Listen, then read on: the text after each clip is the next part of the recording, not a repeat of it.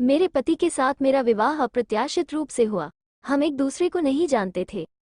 मैं उनकी कहानी पढ़कर मंत्रमुग्ध हुआ करती थी। वो फेसबुक पर कहानियां लिखते थे, मैं उन्हें नियमित रूप से पढ़ती थी।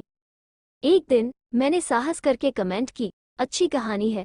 फिर मैं उनके जवाब का इंतजार करने लगी। 1 घंटा, 2 घंटे, 3 घंटे बीत गए, मुझे उनका उत्तर नहीं मिला। कमेंट्स की भीड़ में शायद मेरी अच्छी कहानी है खो गई। बहुत बुरा लगा। तभी अचानक नोटिफिकेशन की आवाज कानों में पड़ी। मुझे अपने कानों पर विश्वास नहीं हो रहा था। क्या ये सच है? मेरे पसंदीदा लेखक ने मेरी कमेंट का उत्तर दिया। उसने मेरी कमेंट देखी, मेरा नाम।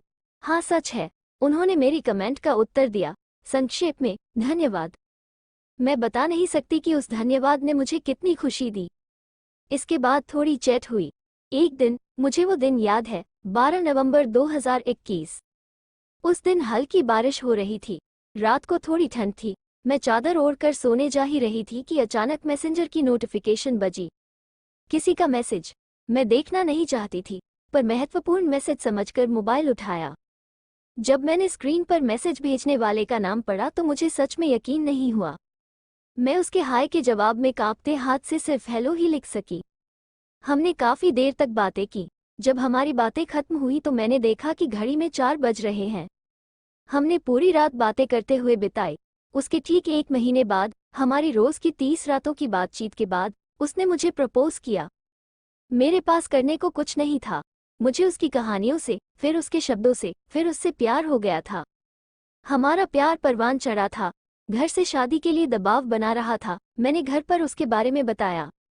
पिता बोले, लड़के की नौकरी छोटी है और परिवार उतना अच्छा नहीं है। ये शादी न करना ही बेहतर है। पर मेरे पास पिता की बात मानने की धैर्य नहीं थी। एक दिन हम भाग गए और शादी कर ली। हमें घर में स्वीकार नहीं किया गया। मैं उसके घर गई। 2 रूम का छोटा सा फ्लैट। हमारा दिन अच्छा चल रहा था, लेकिन 6 महीने बाद धीरे धीरे सब कुछ बदल गया। उसकी मीठी मीठी बातें कम हो गई। हर वक्त वो मोबाइल फोन में डूब जाता था। मैं पूछती थी, तुम इतना क्या देखते हो? वो कहता था, मैंने एक नई कहानी लिखी है। कमेंट्स देख रहा हूँ। मैं चुप रहती। जैसे भी हो, लेखक है। पाठक भी उनके जीवन का हिस्सा है, उन्हें भी समय देने की जरूरत है। मैं ये चीज उससे छीन नहीं सकती क्योंकि उसने मुझसे शादी की है। इसलिए मैंने उसे इस बारे में परेशान नहीं किया। एक दिन मैंने देखा कि फेसबुक पर उसका रिलेशनशिप स्टेटस छिपा हुआ था। मैंने पूछा, तुमने ऐसा क्यों किया? बोले, ये पाठकों को पकड़ने की तरकीब है। किशोर लड़कियां फेसबुक पर कहानियां पढ़ती हैं और वे लेखक के बारे में थोड़ी फैंटेसी करती हैं। अगर यह जान ले कि लेखक विवाहित है, उनके लिए फैंटेसी करना कठिन हो जाता है। कहानी की रिच भी कम हो जाती है। मैं तुम्हें किसी और की फैंटेसी क्यों बनने दूं?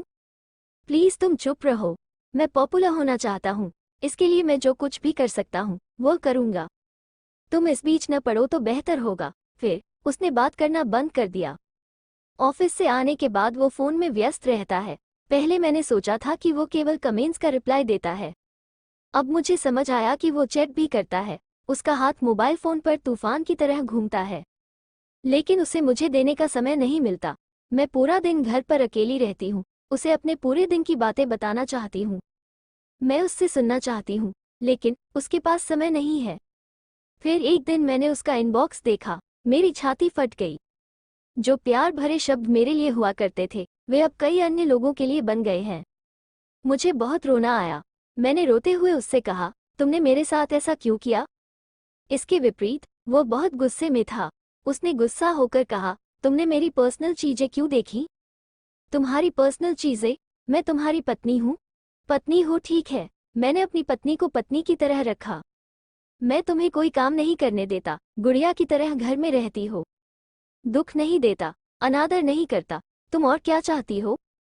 सुनो, मुझे हर दिन एक ही चीज खाना पसंद नहीं है। मुझे हर दिन एक ही पत्नी से बात करना पसंद नहीं है। दूसरी लड़कियों से बात करना मेरा शौक है। तुम्हें ये शौक छीनने का कोई अधिकार नहीं है। और मैं सिर्फ चैट कर रहा हूँ और कुछ नहीं। तुम इतना क्यों जलती हो? मैं उसकी बातें सुनकर हैरान हो गई, लेकिन मेरे पास करने के लिए और कुछ नहीं था। मैं बाद में असहाय होकर रोई। उसके बाद हमारी जिंदगी वैसे ही चलने लगी। वो उसके जैसा है, मैं अपने जैसा। मेरे पास जाने के लिए कोई जगह नहीं थी। मेरे परिवार ने मुझसे मुंह मोड़ लिया। मैं किस मुंह से उनके पास जाता? हम पहले की तरह शादीशुदा हैं, लेकिन अब हमारे बीच पहले वाला प्यार नहीं रहा। कुछ दिन बाद मैंने उसमें एक और बदलाव देखा। आजकल बहुत शांत सा रहने लगा। एक शाम बिस्तर पर लेटे हुए उसने मुझे मोबाइल फोन दिया और कहा, ये कहानी पढ़ो। कितना शानदार है। बहुत दिनों बाद मैंने उसकी प्यार भरी बातें सुनी। मेरा हृदय आनंद से भर गया। मैंने खुशी से मोबाइल लिया। एक फेसबुक ग्रुप में कहानी पोस्ट की हुई देखी। एक लड़की ने लिखा है, नाम काव्यश्री। मैंने कहानी पढ़ी और उससे कहा, बहुत खूबसूरत कहानी है, लेकिन तुम्हारी कहानियों जितनी खूबसूरत नहीं। वो मन ही मन प्रसन्न हुआ, पर छिपाकर बोला, पर यह सही है कि काव्यश्री बहुत खूबसूरती से लिखती है। मैंने उनकी कई कहानियां पढ़ी हैं, बहुत ही सुंदर लिखावट है। मैंने और कुछ नहीं कहा। काव्यश्री को लेकर उसका उत्साह मैंने पहले भी देखा है। शादी से पहले वह मुझे लेकर जिस तरह उत्साहित हुआ करता था, ठीक उसी तरह। फिर उन्होंने उस लड़की की हर कहानी पर कमेंट करना शुरू कर दिया। मैं ग्रुप में देखती थी, कमेंट का रिप्लाई भी आता, फिर कमेंट से चैटिंग पर वह चला गया। काव्यश्री से उसकी चैटिंग बढ़ने लगी और मैं लंबे समय से एक दूर की औरत बन गई। कभी कभी शारीरिक रूप से करीब आने के अलावा हमारे बीच कोई रिश्ता नहीं था। इसी बीच बुक फेयर आ गया। उसकी पहली किताब आ गई है, लेकिन उसकी किताब का सेल घटकर काव्यश्री की किताब पुस्तक मेले में बेस्टसेलर रही। फेसबुक पर काव्यश्री की कहानी की रिच उससे कहीं ज्यादा है, और अब उसे पहली बार काव्यश्री से मिलने का मौका मिला। हर वर्ष बुक फेयर के बाद सर्वश्रेष्ठ पुस्तकों को पुरस्कृत करता है। इस साल भी किया। इस साल आयोजकों ने काव्यश्री की किताब अनंतकाल को साल की सर्वश्रेष्ठ किताब चुना है। पुरस्कार वितरण समारोह 5 मार्च को है। ये उस कार्यक्रम में जाएंगे और काव्यश्री से मिलेंगे। पुरस्कार वितरण वाले दिन ये ऑफिस नहीं गए। पूरे दिन कार्यक्रम में जाने की तैयारी की। दोपहर को बाजार से एक सुंदर साड़ी खरीद लाया। मैंने कहा, क्या यह मेरे लिए है? उसने कहा, नहीं, मेरे एक दोस्त के लिए है। उसे नहीं पता, मैं उसके दोस्त को जानती हूँ। मैंने उसका इनबॉक्स देखा है। मैंने चिल्लाया, मुझे पता है कि तुम इसे किस दोस्त के लिए लाए हो। काव्यश्री के लिए, है ना? तुम किसी दोस्त के लिए साड़ी खरीद सकते हो, पर कभी अपनी पत्नी के लिए ऐसी साड़ी खरीदी है? उसने कहा, चुप रहो, और मेरे गाल पर एक तमाचा जड़ दिया। मैंने कभी नहीं सोचा था कि वो मेरे साथ ऐसा कर सकता है। मैंने आश्चर्य से उसकी ओर देखा। उसने मुझे कसकर पकड़ लिया और कहा, मैं कहाँ जाता हूँ, क्या करता हूँ, किसके साथ सोता हूँ, इससे तुम्हें कोई मतलब नहीं है। मैं अपना जीवन अपने दम पर जीऊंगा। तुम कौन होती हो मुझे बताने वाली? हाउस वाइफ बनकर रहो। ये कहकर वो दूसरे कमरे में चला गया। मैंने बड़ी मुश्किल से अपने आंसू रोके। शाम को वो सज संवर कर तैयार हुआ। मैं अब और कुछ नहीं कर सकती। बहुत रोई। फिर मैं बाथरूम में जाकर फ्रेश हुई। आज मुझे बहुत सारा काम करना है। मैंने अलमारी से साड़ी निकाली। मेरी पसंदीदा काले रंग की साड़ी, मैचिंग ज्वेलरी पहनी और मेकअप किया। वो मेरी इस कदर उपेक्षा कर रहा था कि उसके बगल में लेटकर मैं क्या कर रही थी, किसे मैसेज कर रही थी, एक बार भी पीछे मुड़कर नहीं देखा। वो नहीं जानता कि मैं अपना पूरा दिन कैसे बिताती हूँ। उसे ये भी नहीं पता कि मैं दिन भर क्या करती हूँ। वो काव्यश्री में इतना खो गया था कि उसे कभी यह पूछने की जरूरत महसूस नहीं हुई कि काव्यश्री ने कभी फेसबुक पर उसकी असली तस्वीर का इस्तेमाल क्यों नहीं किया। काव्यश्री की प्रकाशित पुस्तक में उसकी तस्वीर क्यों नहीं है? क्यों वह उसे कोई फोटो नहीं देना चाहती थी? काव्यश्री ने रात में फोन करने से क्यों मना किया? उसने सिर्फ ऑफिस टाइम ही चुना था। और उसकी आवाज इतनी दबी दबी क्यों लगती है? उसने ये सब बातें जानना जरूरी नहीं समझा। वो काव्यश्री के साथ रहकर ही खुश था।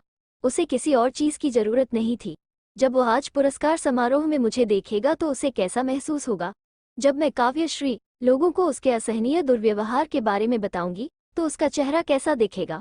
मैं जान लूंगी, सब कुछ जान लूंगी। बस थोड़ा और इंतजार बाकी है।